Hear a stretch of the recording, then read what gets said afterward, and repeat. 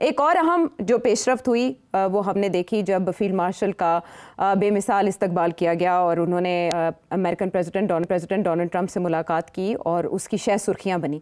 अब हमारे field marshal China में हैं और सियासी और अस्करी क़यादत, चाइना की सियासी और अस्करी क़यादत से उनकी मुलाकातें हुई हैं, उसकी तफसीलात भी सामने आई हैं। इसी इसना में हमारे नायब वज़ीर-ए-आज़म और वज़ीर ख़ारिजा इसहाक़ डार साहब मार्को रूबियो से मुलाकात कर रहे हैं। वहाँ के एजेंडे पर क्या कुछ है वो तो डिस्कस करेंगे, बट एक डिक्लाइनिंग सुपर पावर है और एक इमर्जिंग सुपर पावर, और इन दोनों के दरमियान मुसाफत तय करता पाकिस्तान। कितना मुश्किल होगा बैलेंस रखना दोनों के दरमियान, और कितना अहम है ये विजिट? बात यह है कि दैट इज व्हाई सारा focus is on the field marshal. और अभी तक जो सूरत हाल बनी है, फील्ड मार्शल साहब ने इतने दौरे किए हैं और इतने अहम दौरे किए हैं और इतने मुश्किल मसाइल को टैकल किया है दैट इट इज कमेंडेबल, क्योंकि पाकिस्तान की सिचुएशन बड़ी डिफिकल्ट है। It is not an easy situation. और मेरा ख्याल है कि पहली दफा एक स्ट्रेट टॉकिंग सोल्जर बात कर रहा है सऊदी अरेबिया से, अमेरिका से, चाइना से, और वो इनको ट्रस्ट करते हैं कि what he says he will do because he is a straight talking soldier. अच्छा, अब I think this is very major development. इसीलिए आपने देखा कि शहबाज शरीफ साहब ज्यादा भागदौड़ नहीं कर रहे ऑन दोज इश्यूज। वो फोकस करते हैं not on strategic issues but on economic issues, MOUs, ये वो वगैरह वगैरह, इस किस्म की चीजों के ऊपर। तो स्ट्रेटेजिक इश्यूज जो हैं वो जाहिर है the man with the real power वही फैसला कर सकते हैं। तो मैं ये समझता हूँ कि दिस इज वेरी इंपॉर्टेंट। जो फील्ड मार्शल साहब की जो मीटिंग हुई है डोनाल्ड ट्रंप के साथ was a huge success.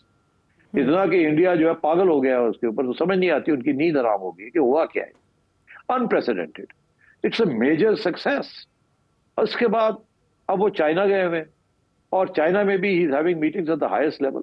Saudi Arabia में is had meetings at the highest level. Qatar, everywhere.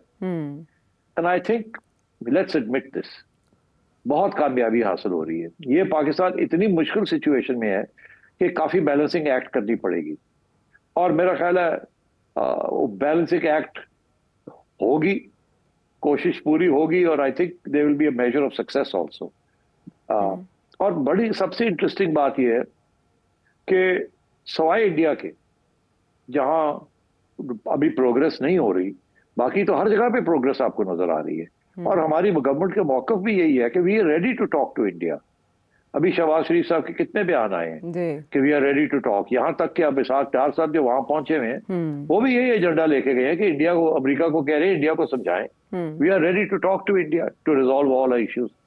हम तो we are not interested in war, we are not interested in जिहाद, we are not interested in exporting जिहाद। तो India को कहें बैठे हमारे साथ, रिजॉल्व करें इश्यूज। अच्छा, अब इंडिया आइसोलेट हो गया बहुत, इसलिए इंडिया जो है is in trouble because Donald Trump India को घास नहीं डाल रहा। इंडिया के अंदर एक पूरा इश्यू बन गया है ये कि अब हम करें क्या, जाएं और जाएं कहाँ।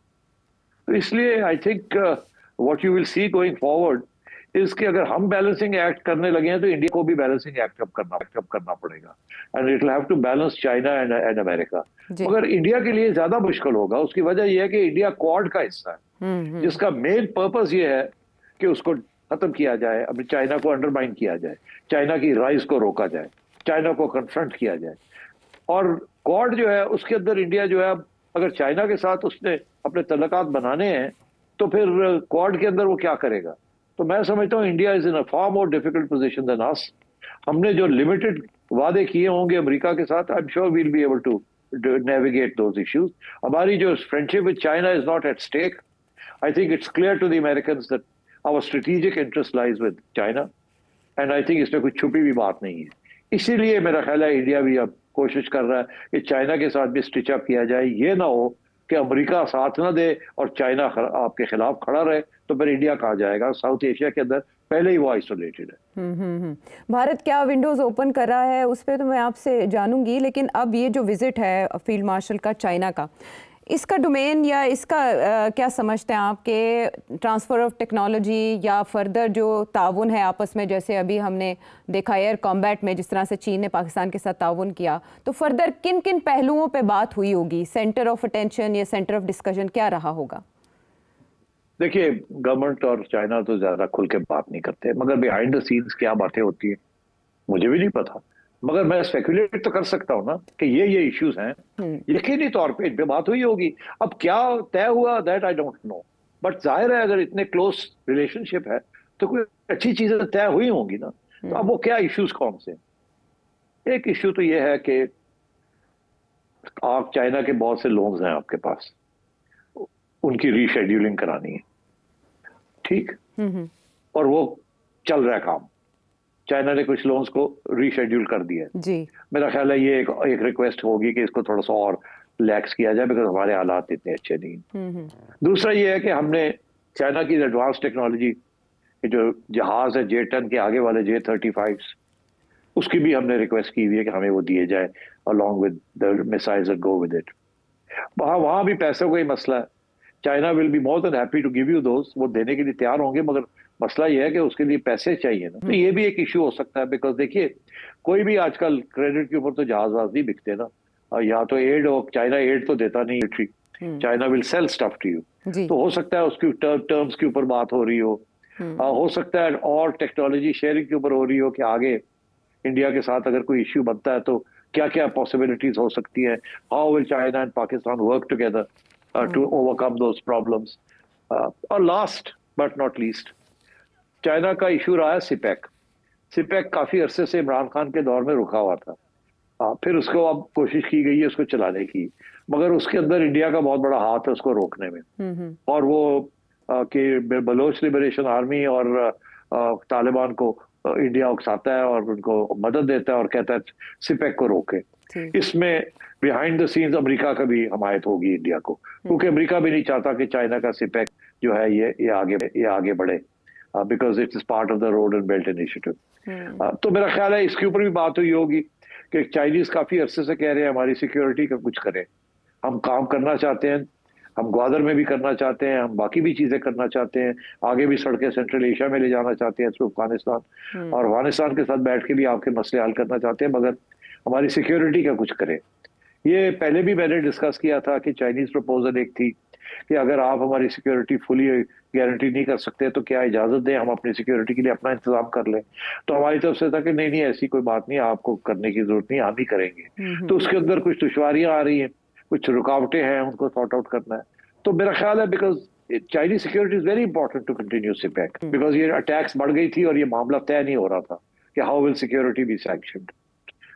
तो अब मेरा ख्याल है कि Aahista Aahista there will be an understanding and agreement on this. तो I think इस किस्म के issues हैं, they're very serious issues. One is the revival of CPEC with full support. The other is the postponement of debt payments. The third is military technology and transfer. Right. And last but not least, कि अगर India कोई गड़बड़ करता है तो how will China help Pakistan in that case? Because देखिए India ने तो ये अभी तक कह रहे हैं ना कि हमने खत्म नहीं किया, ऑपरेशन सिंदूर जारी है। यही बात राहुल गांधी साहब ने भी उठाई कि आप एक तरफ कह रहे हैं कि ऑपरेशन सिंदूर जारी है, दूसरी तरफ आप जीत के भी दावे कर रहे हैं, तो कॉन्ट्रडिक्ट कर रही है आपकी बात मोदी सरकार। बहरहाल मोदी सरकार और उनकी मुश्किलात की तरफ आएंगे बाद में। फिलहाल जो पाकिस्तान दोस्ती का हाथ अमेरिका की तरफ बढ़ा रहा है, काफ़ी अरसे की सर्द महरी के बाद हमने जो बाइडन के दौर में देखा कि कोई राब्ता या कम से कम राब्ता था, लेकिन फील्ड मार्शल के दौरे के बाद नई विंडोज़ ओपन हुई हैं और उसी को कैश कराने के लिए, उसी का फ़ायदा उठाने के लिए अब इसहाक डार साहब हैं US में, वाशिंगटन में, और वहाँ डेलीगेशन के साथ उन्होंने मुलाकात की है मार्को रूबियो से। पूरा वफ्द है उनके साथ, पाकिस्तानी सफ़ीर भी जो अमेरिका में है वो भी उनके हमरा मौजूद हैं। ये बताया जाता रहा कि एजेंडे पर क्या शामिल होगा, उसमें जम्मू कश्मीर भी होगा शामिल, बाकायदा अमरीकी वजारत ख़ारिजा की जानिब से ये बताया गया, और पाकिस्तानी वजारत ख़ारिजा ने भी इस बात की तस्दीक की कि जम्मू कश्मीर के अलावा इंडस वाटर ट्रीटी का मामला भी ज़ेर गौर आएगा। मुझे आपसे जानना है कि इलाकाई तनाज़ात पर मरकूज़ रहेगी ये मुलाकात भी, अकॉर्डिंग टू ग्लोबल मीडिया। क्या हो सकता है मुमकिना तौर पे बातचीत में, और इसहाक डार साहब क्या कमिटमेंट्स करके आएंगे? देखिए एक तो ये ट्रेड डील जो है ना ये कंप्लीट हो जाएगी, India is working on it, मगर अभी पूरी कामयाबी उनको हासिल नहीं हुई, और हमारी तो ऑलमोस्ट कंप्लीट है, और मेरा ख्याल है अनाउंसमेंट भी हो जाएगी during this trip. That's a very major thing. Kashmir का जहाँ तक मामला है वो डोनाल्ड ट्रंप कर कुछ नहीं सकता कश्मीर के बारे में, वो फोर्स नहीं कर सकता इंडिया को to sit across the table, मगर कम से कम इंटरनेशनलाइज तो हो गया है। और अगर कोई ऐसी कम्युनिके निकलती है जिसके अंदर कि कोई कश्मीर का भी जिक्र आ जाता है तो बड़ी जबरदस्त बात है, बट आई डाउट कि ऑफिशियली इसके ऊपर कोई ज्यादा लंबी चौड़ी बात आगे बढ़ेगी। बाकी ये है कि आई थिंक डार साहब इज कॉम्पिटेंट, बड़ी अच्छी आर्ग्यूमेंट्स देते हैं, is a very forceful negotiator, and I think वो जब आएंगे तो कुछ ना कुछ कामयाब होकर ही आएंगे, ताकि आपको एहसास हो इस बात का कि मामले अमेरिका के साथ और बेहतर होने जा रहे हैं।